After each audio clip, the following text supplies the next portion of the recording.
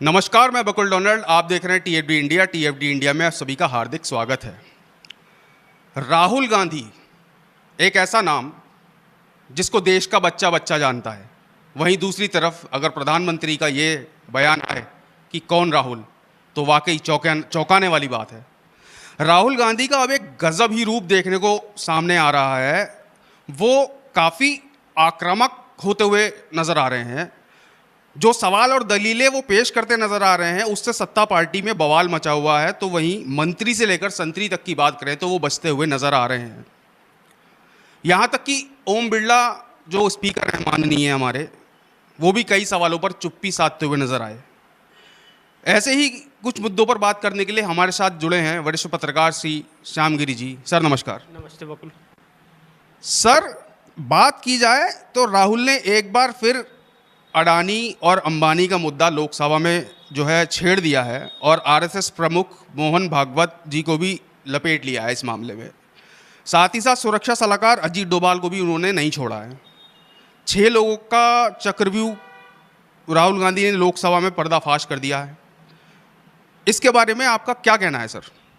बकुल, आपने इंट्रोडक्शन में आपने जो कहा कि राहुल गांधी ने सबके पसीने छोड़ा दिए, मैं आपको बताऊं कि आप इस तरह से समझ लीजिए। अब मैं अपने दर्शकों को समझाने का प्रयास करूंगा कि 2020 का मैच हो रहा है जी, और 2 बॉल बचा हुआ है और एक भी विकेट है नहीं, आखिरी विकेट पिच पर है जी, और 12 रन चाहिए। तो राहुल गांधी ने वह छक्का मारा है और ऐसा छक्का मारा है कि वह बाउंड्री के अंदर तो बात ही छोड़ दीजिए, पेविलियन के बाहर चला गया वो छक्का। जी, नजर भी नहीं आया उनको कि गेंद गया कहाँ, गेंद ढूंढ रहे हैं, मतलब चौंक गए। तो यह स्थिति राहुल गांधी ने ऐसा पैदा कर दिया है कि नरेंद्र मोदी के राजनीतिक कैरियर का जी, सबसे बुरा दौर से वह गुजर रहे हैं। यानी कि 23 साल हो गए नरेंद्र मोदी की राजनीति का, जी, और तकरीबन राहुल गांधी का भी यही हुआ। राहुल गांधी लगातार चुनाव जीते हैं, एक भी चुनाव हारे नहीं अभी तक। अमेठी से हारे थे 2019 में, तो वायनाड से जीत गए थे, 2 जगह से लड़े थे। और नरेंद्र मोदी भी नहीं हारे हैं अभी तक चुनाव। लेकिन नरेंद्र मोदी के उम्र में और राहुल गांधी के उम्र में बहुत काफ़ी डिफरेंस है। बिल्कुल बिल्कुल, बहुत फर्क है। यह एक युवा नेता के तौर पे उभरे हैं और नरेंद्र मोदी अपनी राजनीति की आखिरी पड़ाव पर खड़े हैं। यह फर्क है। दूसरी चीज, वह कहते हैं ना कि एक बच्चा मजे हुए खिलाड़ी को छठी का दूध याद दिला दिया। जिस तरीके से सचिन ने पहली ही पारी में सेंचुरी मार दी थी, वही कार्य राहुल गांधी ने किया है। और नरेंद्र मोदी जो विश्व गुरु बन रहे थे, अपनी वाहवाही कर रहे थे, जो मतलब खुद ही मुंह मिट्ठू मियाँ, खुद ही अपनी ही वाहवाही अपने ही कर लो और मीडिया से करा दो, अपने लोगों से जयकारा लगवा दो पार्लियामेंट में। इसके अलावा उन्होंने किया नहीं।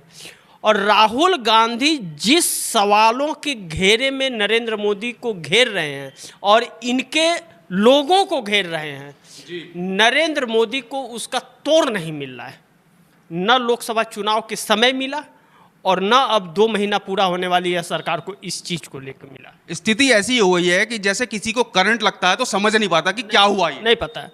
और रिजल्ट आने के पहले नरेंद्र मोदी अमित शाह कह रहे थे कि हमारा 100 दिन का एकदम प्लान तैयार है, हम क्या क्या करेंगे। बहुत डिंगे हाँक रहे थे, क्या कर रहे थे, जो भी कर रहे थे। 2 महीना 60 दिन पूरा होने वाली है सरकार को, अभी तक 100 दिन का मिनिमम कॉमन प्रोग्राम नहीं आया है सरकार का कि 100 दिन में हमें करना क्या।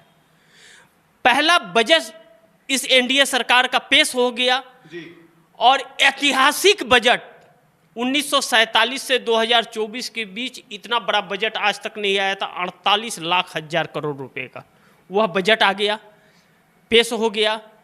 और 100 दिन का मिनिमम प्रोग्राम अभी नहीं है। वह बजट क्या करेंगे यह पता नहीं है इन्हें।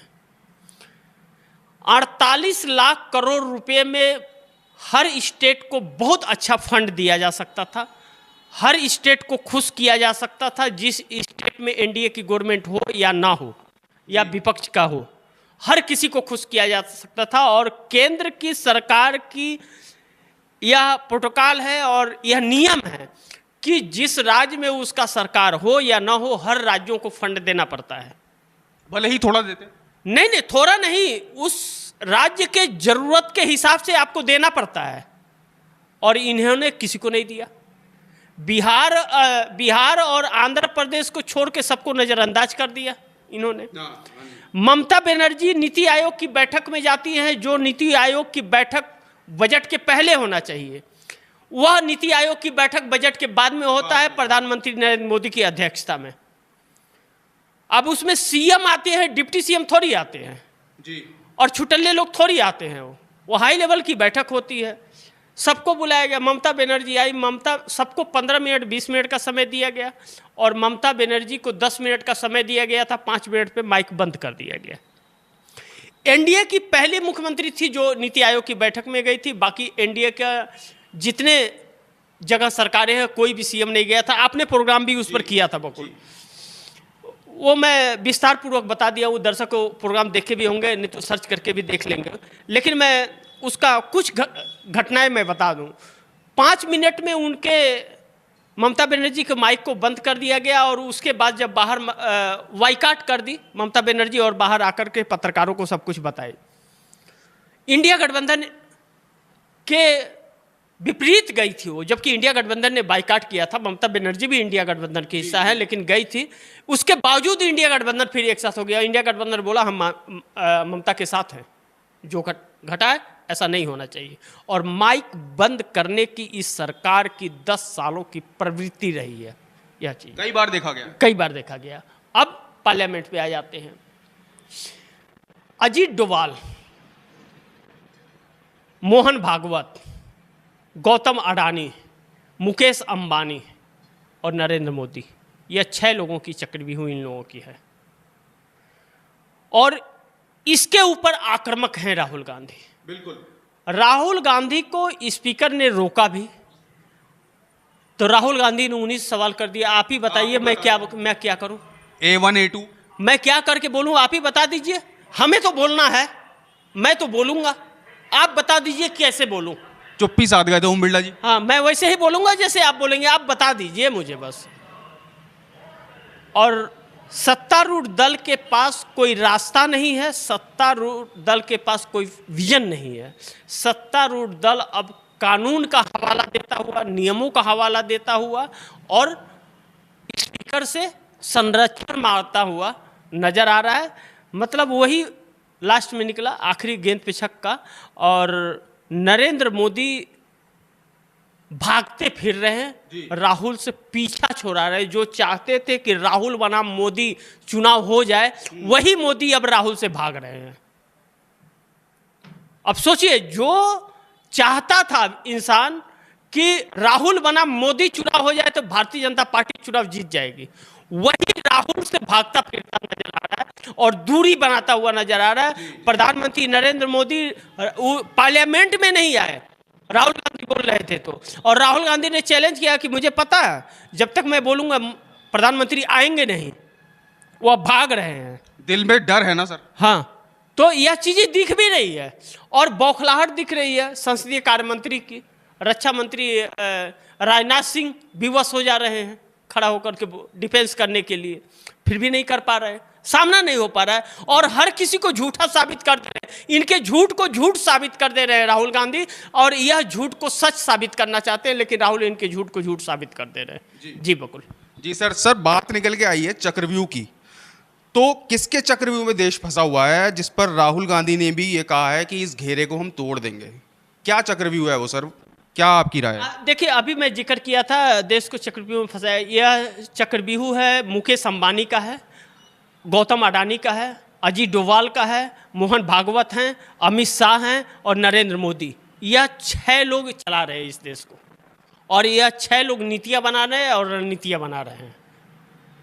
यही 6 हैं, और इस पर अभी तक किसी ने चोट नहीं किया था, और इस चक्रव्यूह को नहीं पकड़ा था, राहुल गांधी ने पकड़ लिया। बजट को भी लेकर के राहुल गांधी ने कहा कि यह 6 के बजट हैं, यह पूरे देश को ये 6 लोग वो कर रहे हैं। हाँ, इन 6 के बजट हैं यह।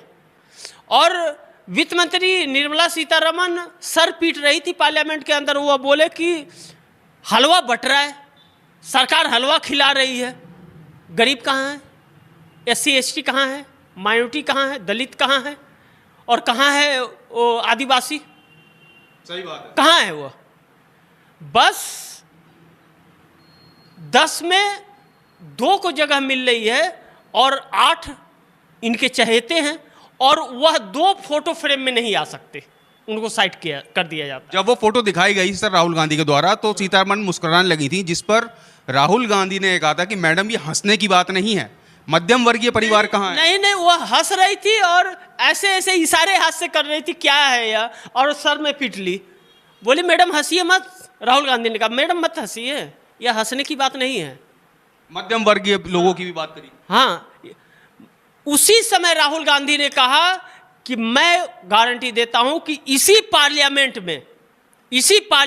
में मैं जाति जनगणना कराऊंगा, किसानों की MSP की गारंटी भी, और किसानों को MSP का कानून भी इसी पार्लियामेंट बनाऊंगा। इंडिया गठबंधन की सरकार बनाएगी और बना करके आपको दिखाऊंगा जी। यह बातें बहुत सवाल पैदा कर रही हैं कि NDA की सरकार है, भाजपा के नेतृत्व में है, और राहुल गांधी ने यह बयान दिया, कुछ तो खिचड़ी पक रही है, इससे इनकार नहीं किया जा सकता। और भाजपा जो मोदी जी हैं इस समय प्रधानमंत्री, मोदी जी के जो 2 बैसाखी हैं, चंद्रबाबू नायडू और नीतीश कुमार, यह नानी शब्द जो है, यह नानी और A1 A2 जो नया नाम अडानी और अंबानी का हुआ है, A1 में अडानी आते हैं और A2 में अंबानी आते हैं जी। और N1 में चंद्रबाबू नायडू आते हैं, N2 में नीतीश कुमार आते हैं। N वर्सेस A भी मोदी को बचा नहीं पा रहा है, मोदी को नहीं बचा पा रहा है। आने वाला समय A भी नरेंद्र मोदी का साथ छोड़ देगा और N भी साथ छोड़ने की फिराक में है। 2 का संकेत मिल रहा है, A2 अंबानी और N2 नीतीश, यह 2 पहले छटक सकते हैं, और यह 2 छटके तो मोदी की राजनीति के लिए फुल स्टॉप लग जाएगा। और अगर चंद्रबाबू नायडू भी साइड हो गए, अगर यह कहा जाता है कि नीतीश कुमार और शरद पवार के बहुत खास में से माने जाते हैं चंद्रबाबू नायडू, नीतीश कुमार तो नहीं, लेकिन शरद पवार महाराष्ट्र के जो हैं, NCP शरद पवार के जो चीफ हैं, अगर वह नायडू को फ़ोन कर दे और नायडू मोदी के पास बैठे रहे, वह कहे कि अभी एक काम कीजिए, वहाँ ही से ऐलान कर दीजिए कि मैं समर्थन वापस ले रहा हूँ, आप तुरंत हमारे पास आइए, तो नायडू चले जाएंगे। जी। नायडू चले जाएंगे, इतनी घनिष्ठता है शरद पवार और चंद्रबाबू नायडू के अंदर। लेकिन इंडिया गठबंधन, जहाँ तक मेरा अंदाजा है, जिस रणनीति पर कार्य कर रहा है, नरेंद्र मोदी के जरिए भारतीय जनता पार्टी, RSS और इन उद्योगपतियों को एक संदेश देना चाहता। वह कहते हैं ना, बड़ी बेआबरू हो करके मैं तेरे मैखाने से निकला। इनको बेआबरू करके इनको सत्ता से हटाएंगे वो लोग, दिख भी रहा है सर। और राहुल गांधी ने जिस तरह कहा था कि गुजरात में जाकर के जब उनके दफ्तर पे पार्लियामेंट में भाषण दिया और राष्ट्रपति के संबोधन के बाद में तो उनके दफ्तर पे गुजरात में पत्थरबाजी किए थे लोग, तो वहाँ गए थे राहुल, तुरंत गए और जा करके वहाँ कहा कि इन्होंने हमारे दफ्तर को तोड़ा है, मैं इनकी सरकार को तोड़ दूंगा। और दूसरी चीज़, शरद पवार ने आधिकारिक तौर पे बयान दिया कैमरे के सामने कि अमित शाह ने कुछ गलत कहा उनके लिए, उस पर भी हम लोग चर्चा करेंगे। और अमित शाह ने कहा कि सबसे बड़ा भ्रष्टाचारी है शरद पवार, यह जो इस्तेमाल किए हैं, तो भारतीय जनता पार्टी ने अपने पैर पे कुल्हाड़ी नहीं मारी, कुल्हाड़ी पर पैर दे मारा है। बिल्कुल बिल्कुल सर। शरद पवार को गलत बता करके भारतीय जनता पार्टी वहां पैर भी जमीन पे नहीं रख सकती महाराष्ट्र के अंदर, और इस चीज को सिद्ध किया है शरद पवार ने लोकसभा चुनाव के अंदर। 10 सीटों पर लग के 8 लोकसभा की सीटें जीती है शरद पवार ने, पार्टी तोड़ने, सिंबल छीन लेने के बाद भी।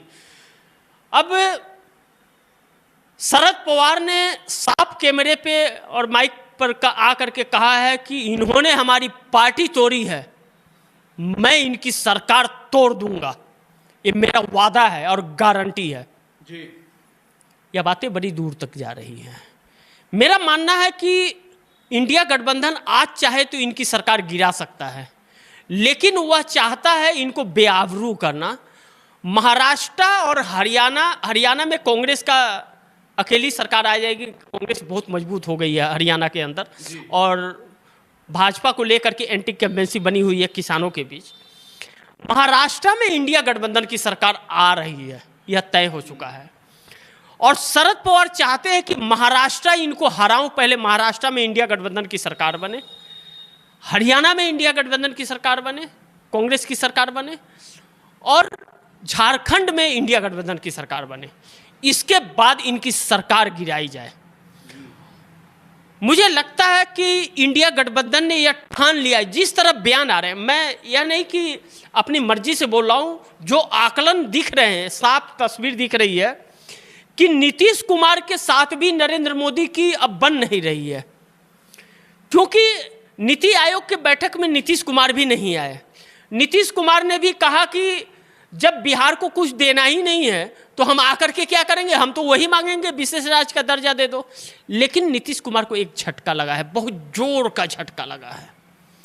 जिस आरक्षण को 9वीं अनुसूची में डालने की बात कर रहे थे, पटना हाईकोर्ट ने उस पर रोक लगाई थी, 65% करना चाहते थे 50% से, वह सुप्रीम कोर्ट में मामला आया और सुप्रीम कोर्ट से हाई कोर्ट के आदेश पर स्टे लगाने की बात कही, सुप्रीम कोर्ट ने इनकार कर दिया। यानी कि सुप्रीम कोर्ट से भी वही फैसले आने वाले हैं।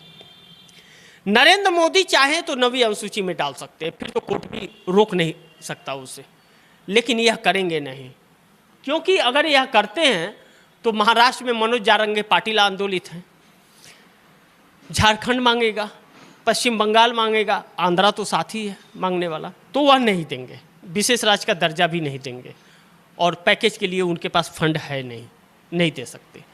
तो नीतीश कुमार की बन नहीं रही है, और नीतीश कुमार की राजनीति अलग करवट ले रही है बिहार के अंदर। बिहार की जनता अगर यह आरक्षण नहीं पास करा पाए और या विशेष राज्य का दर्जा, दोनों में एक अगर करा देते हैं तो इनकी राजनीति बच जाएगी, अन्यथा इनकी राजनीति बहुत बुरी तरह समाप्त होगी। इस चीज़ के मद्देनज़र नीतीश कुमार कब पलटी मारेंगे इसका भरोसा नहीं है, लेकिन इंडिया गठबंधन को नीतीश कुमार के ऊपर भरोसा नहीं है, कब किधर जाएंगे किधर आएंगे।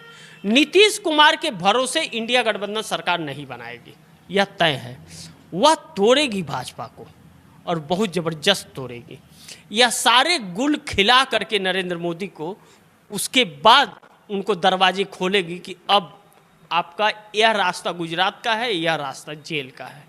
वह तय पार्लियामेंट करेगा कि कौन से रास्ते वह जाएंगे। वह रास्ता भी नहीं तय कर पाएंगे। जो कह रहे थे ना कि मैं तो फकीर हूँ, झोला उठाऊंगा चल दूंगा, हाँ जी। उस फकीर को वह झोला उठाने का और चलने का समय नहीं मिलेगा। उसे वहाँ बताने वाला रहेगा कि आपको 2 रास्ते हैं, कौन से रास्ते पे आपको जाना है, उसी रास्ते पे जाना पड़ेगा। और नरेंद्र मोदी की डर भी यही है, जेल जाने का। और अमित शाह को लेकर के शरद पवार ने एक बहुत बड़ी बात की, दर्शकों को बताना बहुत जरूरी है। जिस सोच के साथ अमित शाह ने हमला किया एक बुजुर्ग के ऊपर, जो मैं बोल रहा हूं कि अगर वह सबसे बड़ा भ्रष्टाचारी है, उनके भतीजे को भी तो बोल रहे थे अजीत पवार के कि 70,000 करोड़ का भ्रष्टाचारी है, प्रधानमंत्री बोलते उसको जेल में डालना चाहिए, डिप्टी सीएम क्यों बना दिए? और डिप्टी सीएम बनने के बाद 70,000 करोड़ गायब हो गए। अब यही निशाना इनके ऊपर साध रहे हैं। मोदी सरकार का रिन साबुन भी तो निकला है, उसे धो दिया। तो शरद पवार ने एक बात कही, अमित शाह भूल गए कि गुजरात से 5 सालों के लिए तरपार किया गया था और महाराष्ट्र की जेल में ही थे। याद रखें, बिल्कुल जल्द वह समय वापस आ सकता है, फिर जेल का रास्ता जा सकता है। तो शरद पवार, मुझे लगता है शरद पवार ने ही रोक रखा है राहुल को, नहीं तो राहुल अभी तक तोड़ दिए होते सरकार को।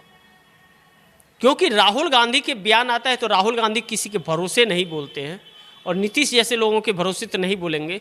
कोई सटीक फार्मूला उनके पास है जो तैयार है, बिल्कुल सर। सिर्फ राहुल गांधी के इशारे का इंतजार हो रहा है। लेकिन यह शरद पवार का सोच होगा कि अभी रुको, इनको पहले बेआबरू करते हैं और भी अच्छे से निचोड़ने पहले। हाँ, निचोड़ ले, उसके बाद इनको करें। और उन्होंने चैलेंज किया कि अगर हिम्मत है तो नरेंद्र मोदी आके महाराष्ट्र में प्रचार करें, तब इंडिया गठबंधन की जीत और भी पक्की हो जाएगी। जी। और नरेंद्र मोदी का कोई जवाब नहीं आया, कोई प्रतिक्रिया अमित शाह की भी अभी तक आई नहीं है, और इंडिया गठबंधन हमलावर है। जी पकड़। जी सर, बात निकल के आई है राहुल गांधी के बयान पर कि जाति जनगणना और किसानों को एमएसपी की। तो बात करें तो जाति जनगणना कराने का और किसानों के एमएसपी कानून बनाने का ऐलान राहुल गांधी ने लोकसभा में किया और कहा कि इसी पार्लियामेंट में इंडिया गठबंधन कानून बनाकर दिखाएगा। सत्ता एनडीए की है और राहुल गांधी ने ऐसा बयान दे दिया।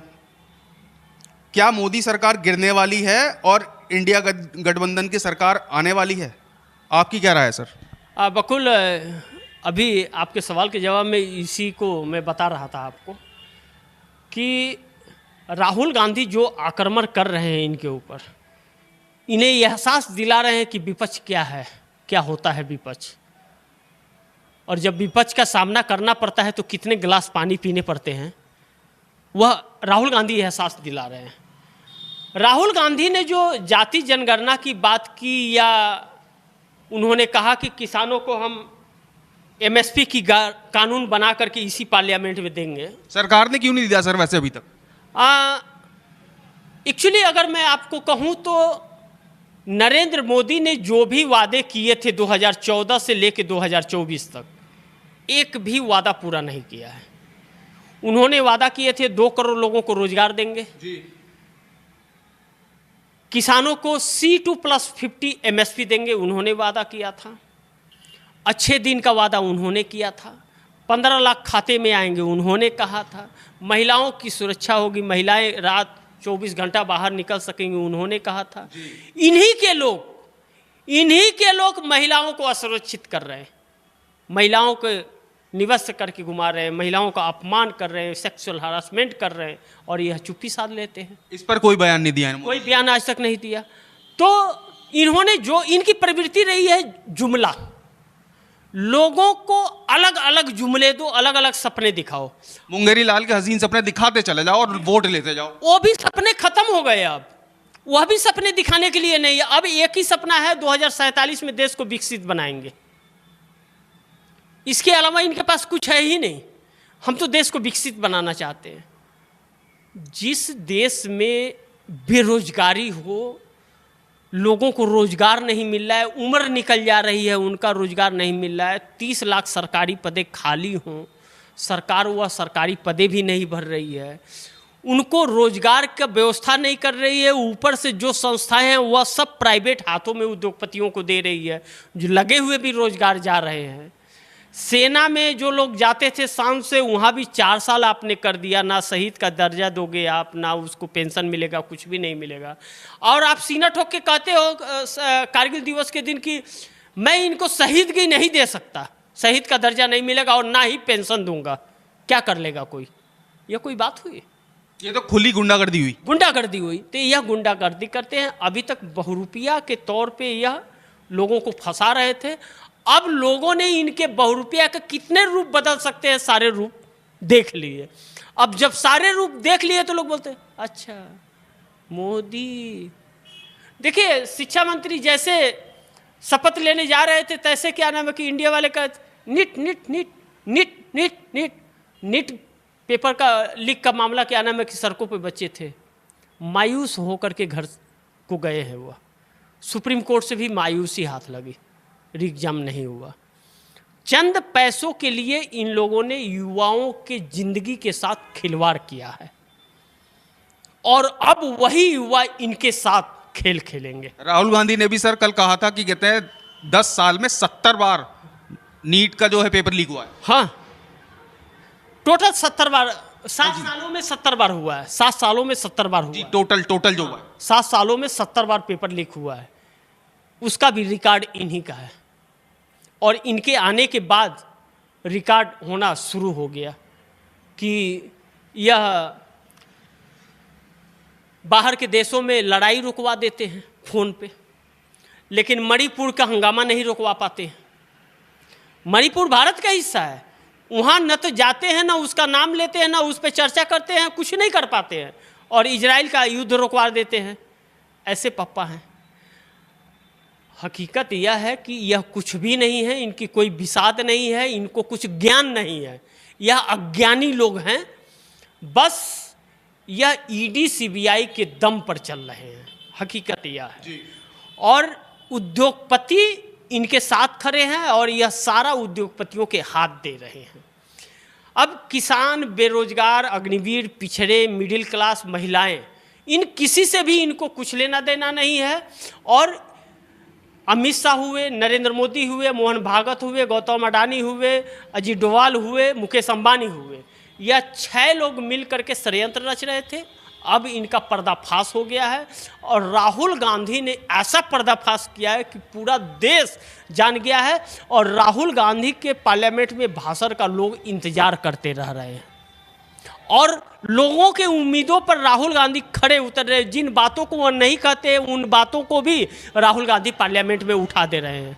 यही मोदी की मुसीबत है और मोदी का यह आखिरी दौर चल रहा है और मुझे तो लगता है 2024 से पार नहीं कर पाएगी सरकार। जी बकुल, धन्यवाद सर हमसे बात करने के लिए। तो आपने सुना कि किस बेबाक और बेखौफ अंदाज में वरिष्ठ पत्रकार श्री श्याम गिरी जी ने अपनी राय आप सभी के सामने रखी है। अब देखने वाली बात यह होगी कि जिस सरकार ने बजट में मिडिल क्लास को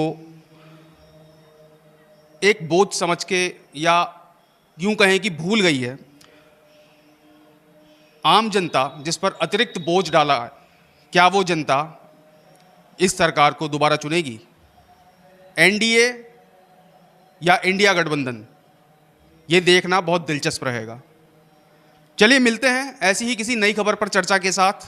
तब तक के लिए दीजिए इजाज़त। आप देख रहे थे टीएफडी इंडिया। मैं बकुल डोनाल्ड, वरिष्ठ पत्रकार श्री श्याम गिरी जी के साथ। नमस्कार।